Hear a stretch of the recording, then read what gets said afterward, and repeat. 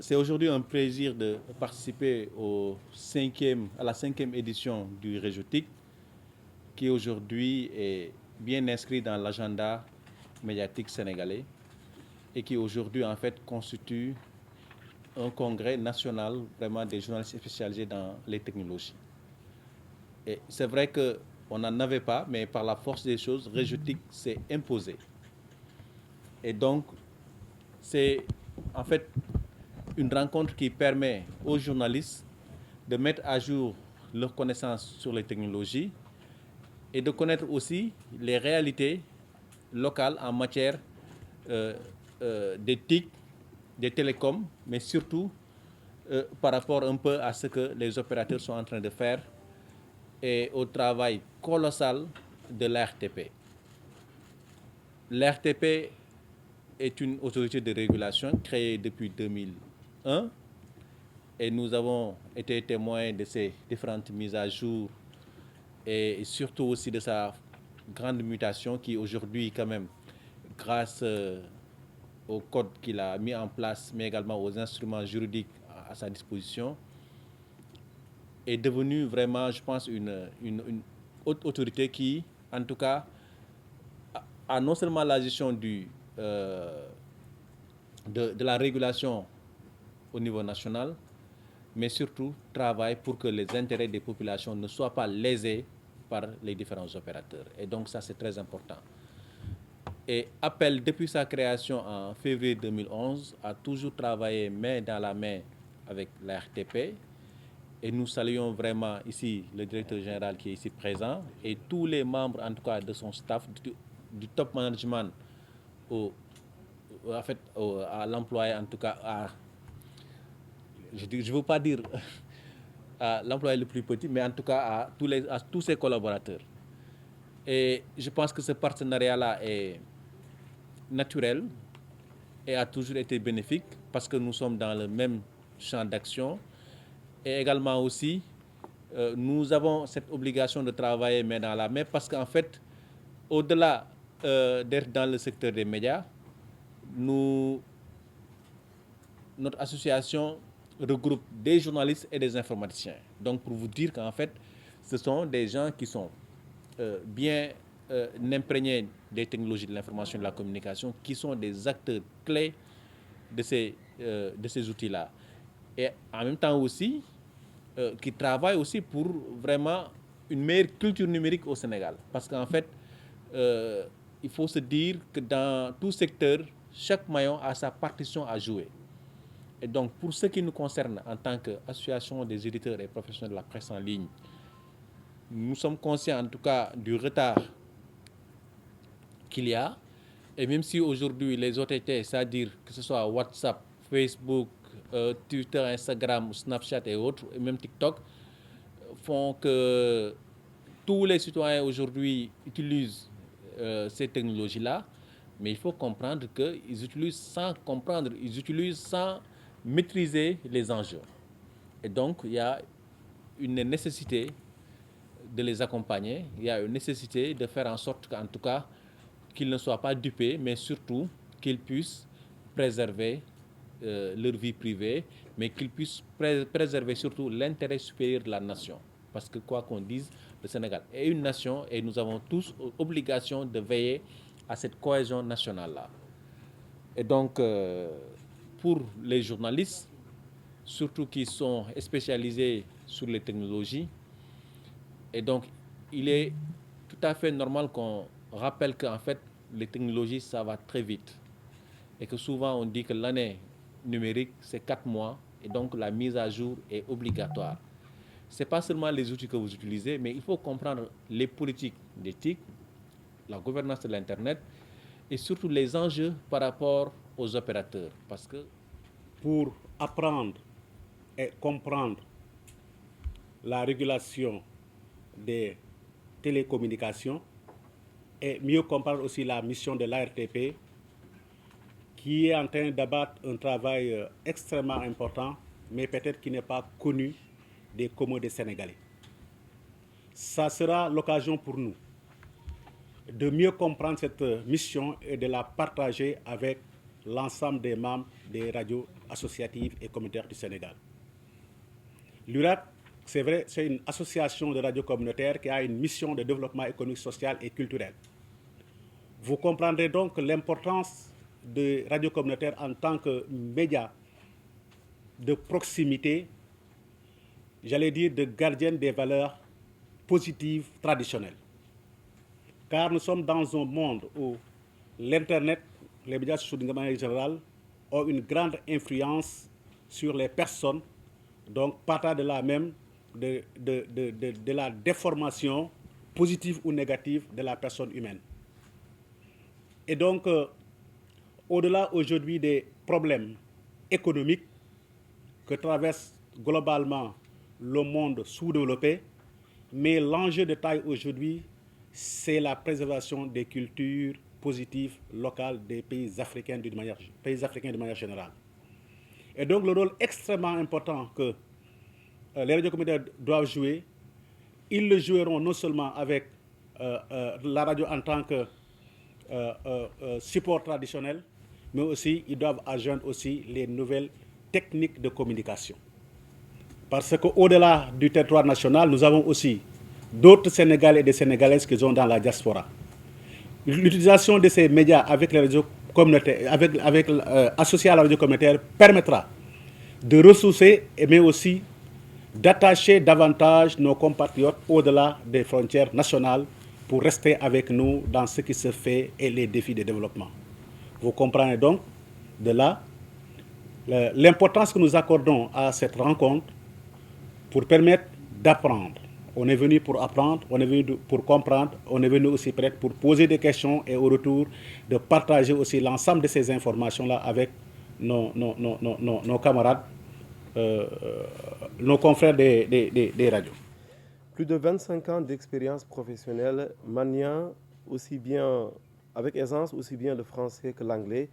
Vous avez sillonné l'Afrique ces dernières années. Ce n'est donc sûrement pas à vous qu'on répétera à quel point et avec quelle profondeur le numérique et particulièrement les télécommunications impactent le vécu des Africains et principalement des Sénégalais.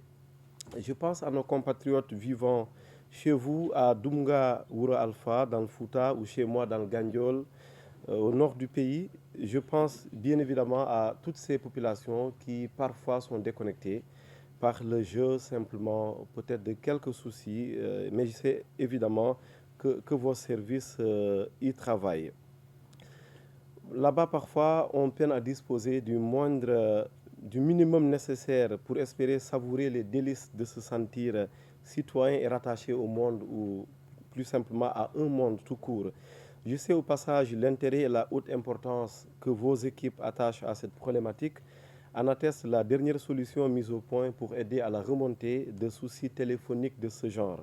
Vos premières années en tant que régulateur des télécoms et l'on oublie parfois et des postes arrivent à un moment où l'ARTP, sans le P de poste à sa création, s'arrête sur ces 20 ans de régulation, un travail, on le sait, pas du tout de tout repos.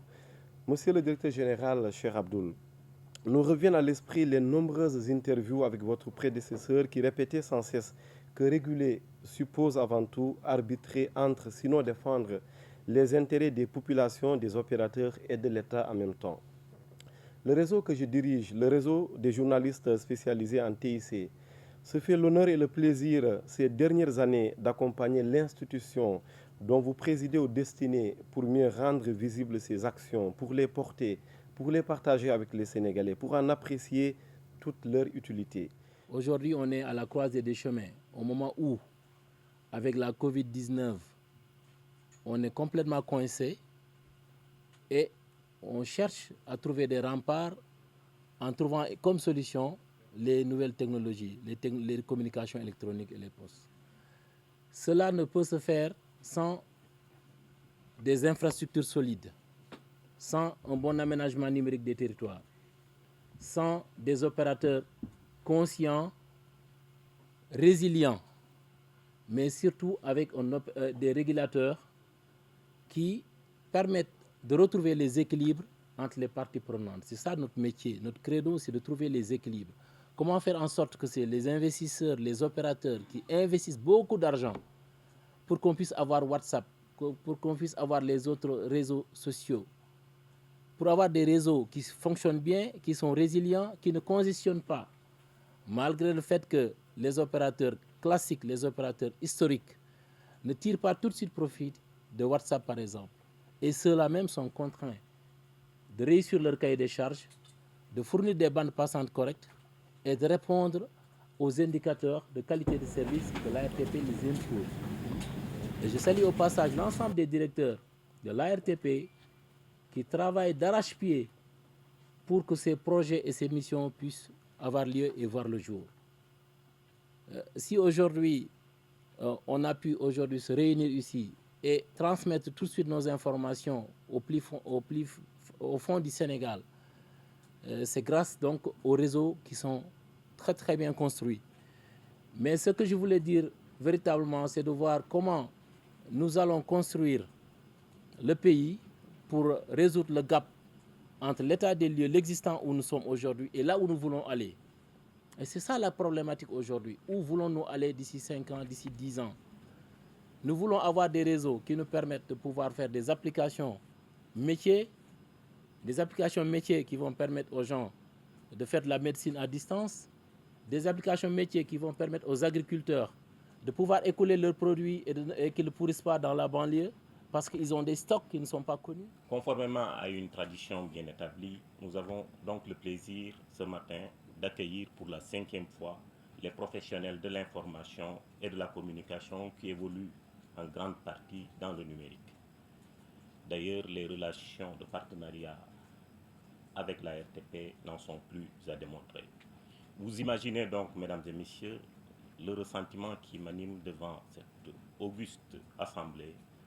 En témoignent les grandes figures de la communication et des TIC que j'ai devant moi ce matin. D'ailleurs, je suis sûr que ce plaisir est partagé eu égard au nombre, à la qualité, à la pluralité et au professionnalisme des participants à ce forum. Nous en sommes très honorés et vous exprimons par la même occasion notre profonde gratitude. Mesdames et messieurs, la RTP célèbre donc cette année 20 ans de régulation autour du thème ARTP, bilan de 2 décennies de régulation au service du numérique. Pour rappel, depuis janvier 2001, le gouvernement du Sénégal a initié un nombre de réformes institutionnelles majeures au bénéfice d'un Sénégal moderne et performant. Les dites réformes ont été ainsi à la base de la création de l'Agence de régulation des télécommunications, ART, portée sur ses fonds baptismaux par la loi numéro 2001-15 du 27 décembre 2001. Depuis cette date, le statut de l'agence a évolué périodiquement, notamment en 2006 avec l'extension de ses attributions à la régulation postale et en 2011 avec la mutation en autorité administrative indépendante. La dernière réforme juridique date de 2018 avec la loi portant Code des communications électroniques. Mesdames et messieurs, chers professionnels des communications, de la communication, en 20 ans d'existence, l'ARTP a eu un bilan remarquable qui a permis de placer notre pays au rang des nations qui ont réussi le virage numérique avec notamment des technologies comme la 3G, la 4G et bientôt la 5G.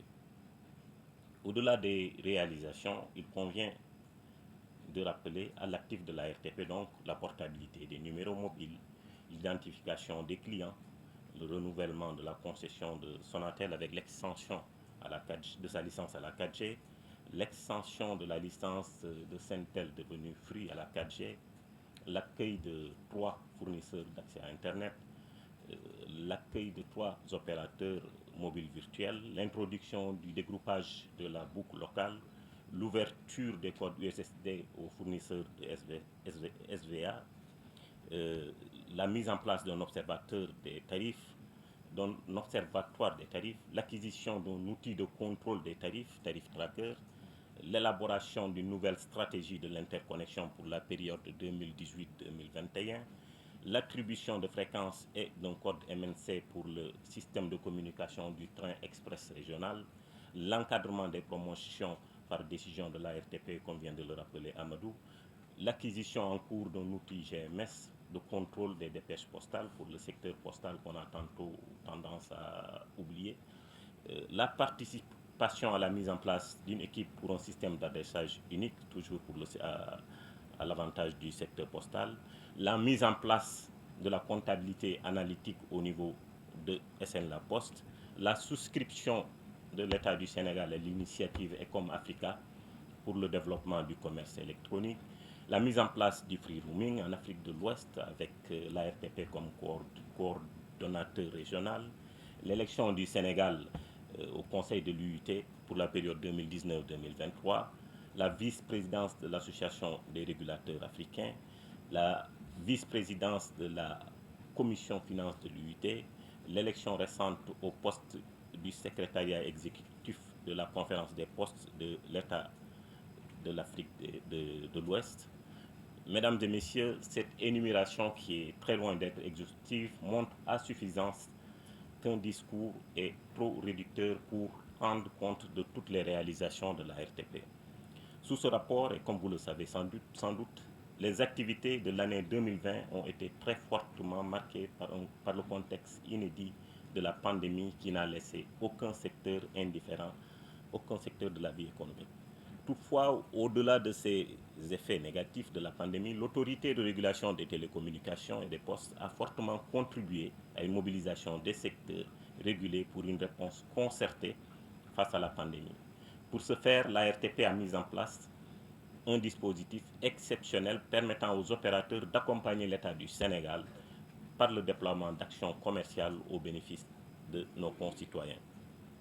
Pour répondre également à l'appel de M. le Président de la République, son Excellence Macky Sall, l'ARTP a apporté une contribution significative au fonds Force Covid-19 de l'État du Sénégal. Dans le même sillage, il est aussi important de relever qu'en collaboration avec des opérateurs, d'autres contributions ont été apportées. Nonobstant le dit contexte de la Covid-19, les secteurs de communication électronique et des postes ont pu s'adapter aux grands bénéfices des utilisateurs tout en restant dans les orientations stratégiques des politiques publiques, notamment la stratégie numérique et le plan Sénégal émergent sous la vision de son Excellence M. Macky Sall, Président de la République du Sénégal.